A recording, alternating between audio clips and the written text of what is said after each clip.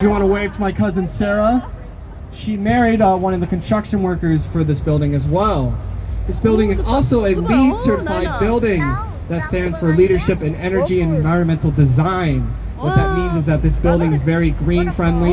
It's going to take in our river water. It's going to clean plenty of rooms is what they actually like to call them. This right here is called the Theater Plaza. People like to sit here, relax, enjoy the day, and watch the show.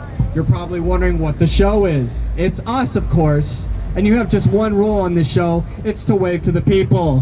Hi, people. How are we? It used to be home of traffic court. So if you got a ticket, you're going to go to the big red house, buddy, and you're going to fight that ticket. All right, we're coming up towards my favorite buildings on the tour. You can probably notice them. These gigantic corn cobs, the Marina City Towers. They were finished in 1960. This is the Marina City Towers on your left. You can't miss it.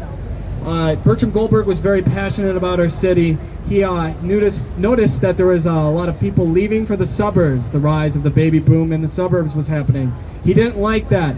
So he had to come up with the idea to make a city within the city, or bringing the suburbs rather to the city. So how does this building he finished? Right here, the AMA, formerly the IB architecture, modern architecture. He fled Nazi Germany in 1938 and came here to Chicago, where he taught people like Bertram Goldberg how to design buildings. He was very passionate about the modern style, which is very straightforward, very standard. Those square and rectangle windows, you can't miss them. He made his students draw straight lines for months before they got into any buildings. It's very interesting. He wanted people to perfect straight lines before they get into anything. Yeah. And he taught so many architects like Bertram Goldberg. A lot of them liked to escape from his teachings. He's taught that less is more, but a lot of people thought that less was a bore. So that's why you got things like the Marina City Towers. Now look here, look at this building on your left. Then the powdered soap. So he got rid of the powdered soap and started selling the gum. And he was able to buy that building there with just cash alone from that gum. Now look right here, another example of beautiful Gothic architecture is the Chicago Tribune building. This was completed from a contest. Notice that beautiful cathedral on top, that French cathedral. The judge of that contest for the Chicago Tribune was very biased towards Parisian architecture. So the architect designed that beautiful cathedral, and of course they won, and they won what would be $1 million today. And of course the Chicago Tribune was hosted in that building. It's no longer there now, it's now residential. However, you notice that Chicago Tribune sign, they can't get rid of that because of its historic value. Now look right here, this is a building on your right. Adrian Smith, the same man behind Trump Tower, and as well as the Burj Khalifa, the world's tallest building in the world.